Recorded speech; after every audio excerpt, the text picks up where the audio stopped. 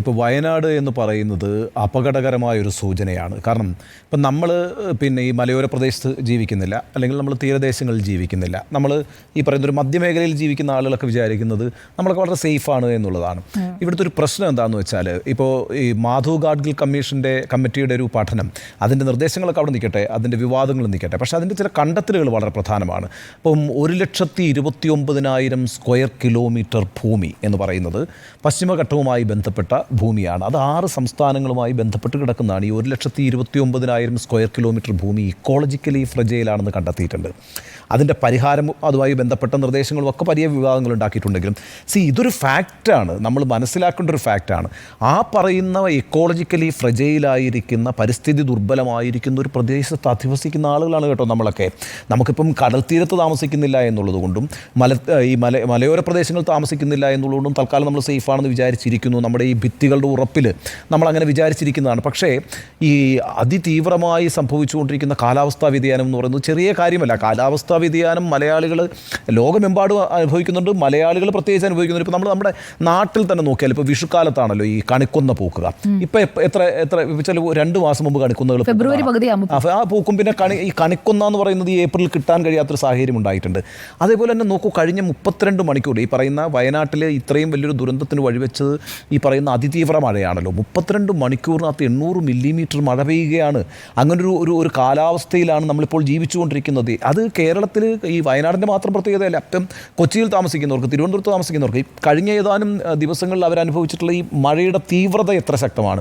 ഇത് കൂടുതൽ ഇൻറ്റൻസിഫൈ ചെയ്യാൻ പോവുകയാണ്, കൂടുതൽ തീവ്രമാകാൻ പോവുകയാണ്. അപ്പോൾ അങ്ങനെ ഒരു കാലാവസ്ഥാ വ്യതിയാനത്തിൻ്റെ വലിയ അപകടകരമായ സൂചനകളിൽ ഒന്നാണ് ഈ വയനാട് എന്ന് പറയുന്ന വയനാട്ടിലുണ്ടായിട്ടുള്ള ദുരന്തം. അപ്പോൾ മുഖ്യമന്ത്രി ആവശ്യപ്പെടുന്ന ഈ കാലാവസ്ഥാ വ്യതിയാനത്തെ ചെറുക്കുന്നതിനുള്ള സഹായം ആവശ്യപ്പെട്ടു. അതുകൊണ്ടാണ് ഞാൻ പറഞ്ഞത്, ഇതിൻ്റെ ഒരു 2ാം ഘട്ടം എന്ന് പറയുന്നത് വയനാടിൻ്റെ ഈ പറയുന്ന മുണ്ടക്കയിലെയും ഈ പറയുന്ന ചൂരൽമലയും പുഞ്ചിരിമട്ടവും ഒക്കെ നമ്മൾ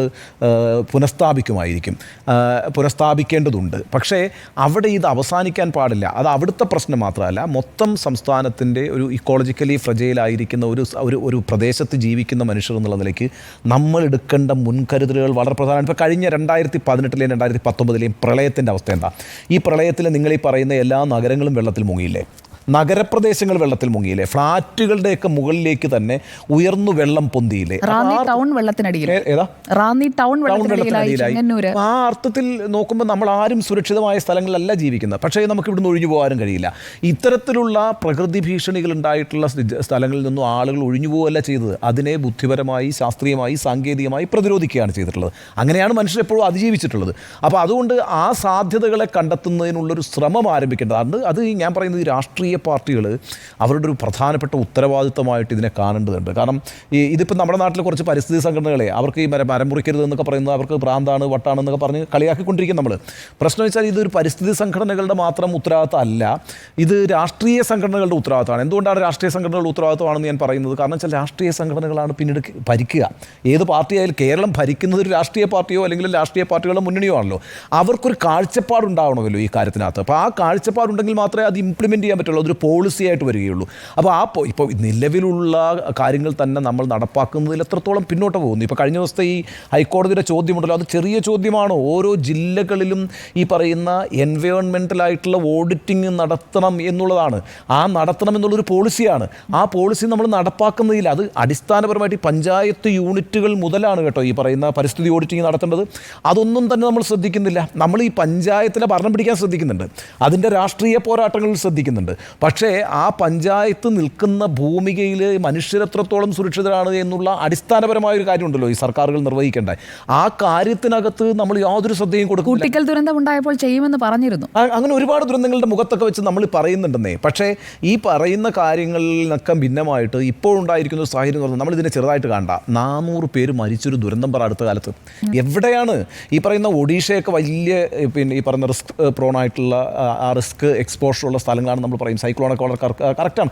പക്ഷേ ഇത്രയും വലിയ മനുഷ്യരുടെ ഡെത്ത് റിപ്പോർട്ട് ചെയ്തിട്ടില്ല അടുത്ത കാലത്തൊന്നും. അപ്പോൾ നമ്മൾക്ക് ഈ 3 വാർഡുകളിലാണ് ഇത് സംഭവിച്ചിരിക്കുന്നത് ഓർക്കണം. 10, 11, അല്ലേ 10, 11, 12 3 നമ്പറുകളിലെ വാർഡുകളിൽ മാത്രമാണ് ഇത് സംഭവിച്ചിരിക്കുന്നത്. അപ്പോൾ ഇത് വലിയൊരു തീവ്രമായ മഴയായിട്ട് സംസ്ഥാനത്തെ ബാധിക്കുകയാണെങ്കിൽ ഇതിൻ്റെ ഡെട്രോളൊക്കെ എവിടെ പോകും, നമ്മളെത്ര സുരക്ഷിതരാണ്. അതുകൊണ്ടാണ് ഈ പറയുന്ന പ്രിപ്പയർഡ്നെസ് എന്ന് പറയുന്ന ഒരു പ്രധാനപ്പെട്ട കാര്യമാണ്. ഈ പ്രിപ്പയർഡ്നെസ്, നമ്മുടെ ഒരു അലേർട്ട്നെസ്, ഇതിനൊക്കെ വേണ്ടിയിട്ട് വലിയ സാധ്യതകൾ ശാസ്ത്രീയമായി തന്നെ സാങ്കേതികമായി തന്നെ ചെയ്യാൻ കഴിയും നമുക്ക്. മാത്രമല്ല പരിസ്ഥിതി ശാസ്ത്രജ്ഞരെ കേൾക്കുക എന്നുള്ള പ്രധാനപ്പെട്ട കാര്യമാണ്. അത് അവരെ പരിഹസിക്കുന്ന രീതിയിലുള്ള സമീപനമുണ്ട്. ഈ വികസനം പറയുന്നവർക്ക് ഈ പരിസ്ഥിതി ശാസ്ത്രജ്ഞർ പറയുന്ന കാര്യങ്ങളൊക്കെ ഒരു പുച്ഛമാണ്. ആ നിലപാടൊക്കെ മാറ്റേണ്ട സമയമായി.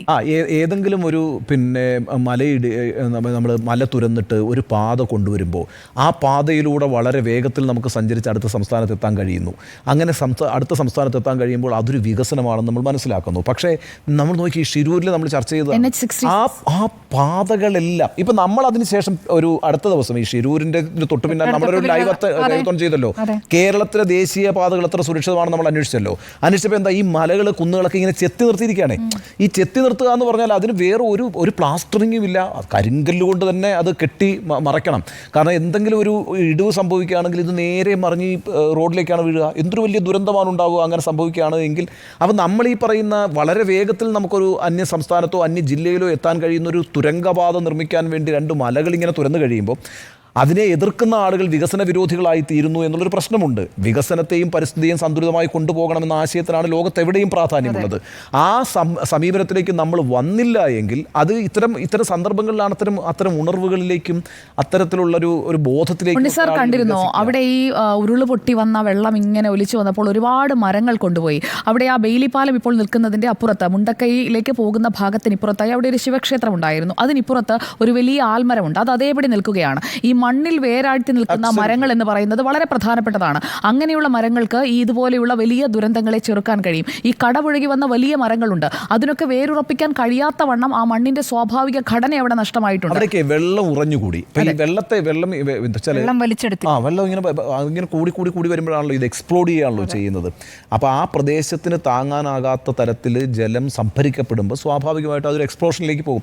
അങ്ങനെയാണ് ഇത് ഉരുൾപൊട്ടി ഇതിങ്ങി വരുന്നത്. ആ മലവെള്ളപ്പാച്ചിൽ എന്ന് പറയുന്നതിൻ്റെ ഫോഴ്സ് എന്ന് പറയുന്നത് നമുക്ക് ആലോചിക്കാൻ കഴിയുന്നതിന് അപ്പുറമാണല്ലോ. അപ്പോൾ ഇതിനെ പ്രതിരോധിക്കുന്നതിനായിട്ടുള്ളൊരു മുൻകൈ എടുക്കണമെങ്കിൽ ആ ബോധത്തിലേക്ക് വരണമെന്ന് ഞാൻ പറഞ്ഞത്. അത് ഇവിടുത്തെ രാഷ്ട്രീയ പ്രസ്ഥാനങ്ങൾക്കാണ് ആദ്യം ഉണ്ടാകേണ്ടത്. മാത്രമല്ല ഈ പുനരധിവാസം ഇപ്പം നടത്തണമെന്ന് പറയുമ്പോഴും എവിടെ നടത്തണം എന്നുള്ളത് പ്രധാനമാണ്. ഇപ്പം വയനാട്ടിൽ ഏത് മേഖലയാണ് സുരക്ഷിതമായ മേഖല, ആ മേഖലയിൽ തന്നെ വേണം അവർക്ക്.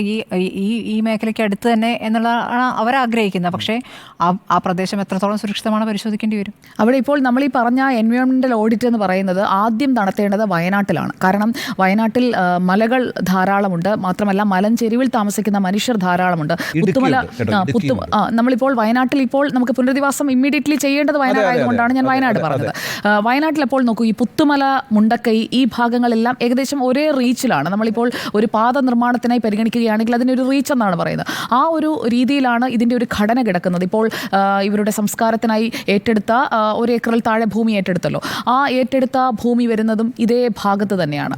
ആ ഒരു ഏരിയ അല്ലെങ്കിൽ ആ ഒരു ഭാഗം മുഴുവൻ സമാനമായ ദുരന്തങ്ങൾക്ക് സാധ്യതയുള്ളതാണ്. അപ്പോൾ ദുരന്ത സാധ്യതാ മേഖലകളെ നമ്മൾ കൃത്യമായി മാർക്ക് ചെയ്ത് തന്നെ പോകണം. അതിനൊരു റെഡ് മാർക്കിംഗ് നമ്മൾ കൊണ്ടുവരണം. ആ മേഖലകളിൽ ഇനി ഫർദറായിട്ടുള്ള നിർമ്മാണ പ്രവർത്തനങ്ങൾ ഉണ്ടാകാത്ത രീതിയിലുള്ള ഒരു സംവിധാനമാണ് നമുക്ക് വേണ്ടത്. അല്ലെങ്കിൽ ഫ്രജൈലായ മേഖലയിൽ വീണ്ടും വീടുകൾ കെട്ടിപ്പൊക്കുമ്പോൾ ഈ അപകടമുണ്ടായ സ്ഥലത്തിന് തന്നെ പഴയ മാപ്പിങ്ങുകൾ നമ്മൾ എടുത്തു നോക്കിക്കഴിഞ്ഞാൽ മുൻപ് എത്ര വീടുണ്ടായിരുന്നു, 30 വർഷം മുൻപ് എത്ര വീടായിരുന്നു, ഇപ്പോൾ ഈ അപകടം ഉണ്ടായ വേളയിൽ എത്ര വീടുകളായിരുന്നു. സുദേവൻ്റെയൊക്കെ വീടിരിക്കുന്ന ഭാഗം കണ്ടാൽ മനസ്സിലാകും. പുഞ്ചിരിമട്ടത്ത് നിന്ന് താഴേക്ക് ഇറങ്ങി വരുന്ന ഭാഗത്ത് സുദേവൻ്റെ വീട്, നസീറിൻ്റെ വീട് ഇതെല്ലാം തൊട്ടുതട്ടിരിക്കുകയാണ്. അതായത് ചരിഞ്ഞു കിടക്കുന്ന ആ ഭൂപ്രകൃതിയിൽ കൃത്യമായി ഉള്ളിലേക്ക് ഈ വീടുകൾ കെട്ടി ഉണ്ടാക്കിയിരിക്കുകയാണ്. 5 സെൻറ്റിലും 10 സെൻറ്റിലും ഒക്കെ ഇരിക്കുന്ന വീടുകളാണ്. പാവ മനുഷ്യരാണ്, അതെല്ലാം നമുക്കറിയാം. പക്ഷേ അവർക്ക് അപകട സാധ്യതയുള്ള മേഖലയിലാണ് താമസിക്കുന്നതെന്ന് അറിഞ്ഞിട്ടും മറ്റൊരിടത്തേക്ക് പോകാൻ കഴിയാത്തത് കൊണ്ടാകാം അവിടെ തന്നെ തുടരേണ്ടതോ അല്ലെങ്കിൽ അത് അവിടുത്തെ സ്ഥലം വാങ്ങി വീട് വെക്കേണ്ടതോ ആയ സാഹചര്യം നീക്കിയിരിപ്പില്ല. അപ്പോൾ പ്രശ്നം എന്താണെന്ന് വെച്ചാൽ ഞാനത് പറഞ്ഞിട്ടുള്ളതാണ്. ഇപ്പോൾ നമ്മുടെ ഈ തോട്ടം തൊഴിലാളികളെ മുഴുവൻ എടുത്ത് നോക്കിക്കോളൂ. അവർ ഈ ലയങ്ങളിലല്ലേ താമസിക്കുക, പാടുകളിലൊക്കെയാണല്ലോ താമസിക്കുക. അപ്പോൾ ഈ ലയങ്ങളിൽ താമസിക്കുന്ന ആളുകളെ സംബന്ധിച്ചിടത്തോളം അവർക്കൊരു കോൺട്രാക്റ്റ് ഉണ്ട്. ഇപ്പോൾ ആ തോട്ടത്തിൽ ഒരു പർട്ടിക്കുലർ പീരീഡിൽ അവർ തൊഴിലെടുക്കും. ആ സമയത്ത് അവർക്ക് താമസിക്കാനുള്ള സ്ഥലം മാത്രമാണത്. അത് അവരുടെ സ്വന്തമായ ഭൂമിയോ സ്വന്തമായ വീടോ അല്ല. അപ്പോൾ അവിടെ തൊഴിലെടുക്കുന്ന ആളുകൾ അവരുടെ നീക്കിയിരിപ്പ് കൊണ്ട്, അതാണ് ഞാൻ പറയുന്നത്, ഈ മേപ്പാടി മുതൽ ഊട്ടി വരെയുള്ള ആ ഹൈവേ ഉണ്ടല്ലോ, ഹൈവേയുടെ പരിസരത്ത് എവിടെയെങ്കിലും ഇവർക്ക് വാങ്ങിക്കാൻ പറ്റുമോ? അല്ല, മേപ്പാടി ഊട്ടി ഹൈവേ ഉണ്ടല്ലോ, ആ ഹൈവേയുടെ ഭാഗത്ത് ഇവർ ഈ പറയുന്ന പൈസ കൊണ്ട്, ഇവരുണ്ടാക്കിയ ആയുഷ്കാലം പണിയെടുത്തുണ്ടാക്കിയ പൈസ കൊണ്ട് ഒരു സെൻറ്റ് ഭൂമി വാങ്ങിക്കാൻ കഴിയില്ല.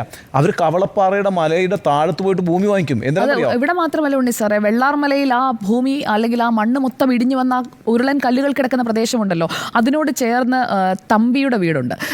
തമ്പിയുടെ മകൻ സതീഷിനോട് ഞാൻ സംസാരിച്ചു. അപ്പോൾ സതീഷ് പറഞ്ഞെന്താണെന്നറിയോ, 30 വർഷം അച്ഛനും അമ്മയും ഈ എസ്റ്റേറ്റിൽ പണിയെടുത്തുണ്ടാക്കിയതാണ് ആ വീട്. ഈ വീടിനി കിടക്കുന്നത് കണ്ടു കഴിഞ്ഞാൽ അച്ഛനും അമ്മയ്ക്കും സഹിക്കില്ല. അവർ ക്യാമ്പിലാണ്. സതീഷിനെ അവർ പഠിപ്പിച്ചു. അതിനുശേഷം ജോലി തേടി വിദേശത്ത് പോയി. ദുരന്തമുണ്ടായപ്പോൾ സതീഷ് തിരിച്ചു വന്നതാണ്.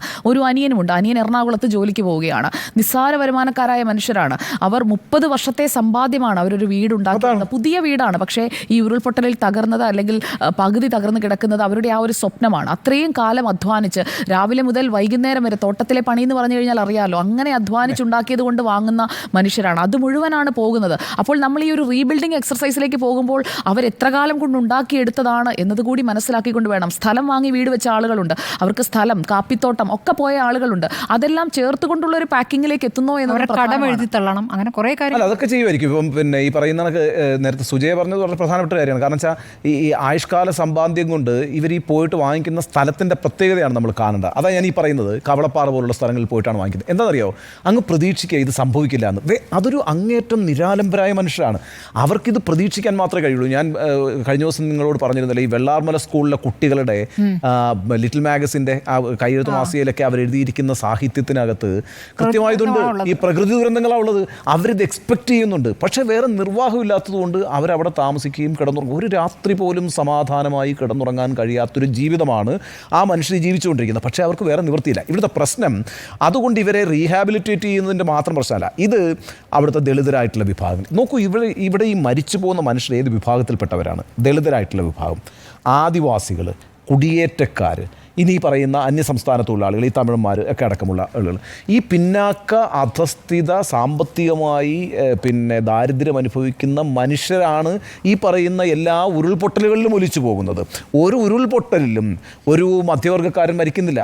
ഒരു എന്താ പറയുക, സാമ്പത്തികമായ ഇപ്പോൾ അല്പം ഉയർന്ന നിലയിൽ നിൽക്കുന്ന ഏത് മനുഷ്യനാണ് മരിക്കുന്നത്? ഇപ്പം മൂന്നാറിൽ നിങ്ങൾ പോയി ഒരു ടൂറിസ്റ്റായിട്ട് പോയി അവിടെ പെട്ടെന്ന് ഒരു ഉരുൾപൊട്ടലുണ്ടായാൽ ഒരാൾ മരിച്ചു പോകുന്നു, അല്ലെങ്കിൽ ഒരു കുടുംബം മരിച്ചു പോകുന്നു എന്നുള്ളതിനപ്പുറത്ത് അവിടെ ഈ മൂന്നാറിലാണെങ്കിലും വയനാട്ടിലാണെങ്കിലും ഒക്കെ ഈ നിരന്തരം ഈ സംഭവങ്ങളിലൊക്കെ മരിക്കുന്നത് സാധാരണക്കാരായിട്ടുള്ള വളരെ പാവങ്ങളായിട്ടുള്ള മനുഷ്യരാണ്. അപ്പോൾ അവരുടെ ഭൂമി പ്രശ്നമുണ്ട്. ഇതൊക്കെയാണ് ഞാൻ ഈ പറയുന്നത്. ഈ ഇത്തരം വിഷയങ്ങൾ ചെറിയ വിഷയങ്ങളല്ല. ആദിവാസികൾക്ക് ഭൂമി കൊടുക്കുമെന്ന് നമ്മൾ പറയാൻ തുടങ്ങിയിട്ട് എത്ര കാലമായി എന്നറിയാം? ആശിക്കും ഭൂമി എന്നാണ് പദ്ധതി. എന്നിട്ട് എത്ര ആദിവാസികൾക്ക് ഭൂമി കൊടുത്തു? ആദിവാസികൾക്ക് ഭൂമി കൊടുക്കണമെങ്കിൽ നമ്മൾ ഭയങ്കര ഭൂമി കുറവുള്ളൊരു സംസ്ഥാനമല്ലേ നമ്മൾ. അതാണ്. അത് മാത്രമല്ല, ഇപ്പോൾ ഈ കഴിഞ്ഞ ദിവസത്തെ ഒരു കണക്ക് പറഞ്ഞാൽ 2015 മുതൽ 2024 വരെയുള്ള 9 വർഷക്കാലം രാജ്യത്തുണ്ടായിട്ടുള്ള ആകെ ഉരുൾപൊട്ടലുകളുടെ 60% സംഭവിച്ചിരിക്കുന്നത് എവിടെയാണ്? കേരളത്തിലാണ്. 60% രാജ്യത്ത് രേഖപ്പെടുത്തിയിട്ടുള്ള ആകെ ഉരുൾപൊട്ടലുകളിലെ 60% കഴിഞ്ഞ 9 വർഷത്തിലെ കണക്കാണ് പറയുന്നത്. സംഭവിച്ചിട്ടുള്ളത് കേരളത്തിലാണ്. അത് എവിടെയൊക്കെയാണെന്നറിയോ? 3 ജില്ലകളിലാണ്. വയനാട്, ഇടുക്കി, പത്തനംതിട്ട, ഈ 3 സ്ഥലങ്ങളിലാണ് ഈ പറയുന്ന 60% ഉരുൾപൊട്ടലുകളും ഉണ്ടായിട്ടുള്ളത്. ഉരുൾപൊട്ടലുകളിൽ വലിയ രീതിയിലുള്ള നാശനഷ്ടങ്ങളോ വലിയ രീതിയിലുള്ള അപകടങ്ങളോ മരണങ്ങളോ സംഭവിക്കാതിരിക്കുന്നു എന്നുള്ളത് നമ്മുടെ ഭാഗ്യം മാത്രമാണ്. പക്ഷേ ഇപ്പോൾ കണ്ടില്ലേ, ഒറ്റ ഉരുൾപൊട്ടലിൽ 400 ജന്മങ്ങളാണ് പോയത്. അതാണ്, സംഭവിക്കില്ല എന്ന് വിചാരിച്ച് ഇത്രയും കാലം നിന്നു. പക്ഷേ അത് സംഭവിച്ചു. ഇനി അങ്ങോട്ടുള്ള കാലം ഇനി അങ്ങനെ നിൽക്കാവുന്ന സാഹചര്യമല്ല. കൂടുതൽ ആലോചനകളിലേക്കും കൂടുതൽ ബൃഹത്തായ പദ്ധതികളിലേക്കും പോകേണ്ട സമയമാണ്.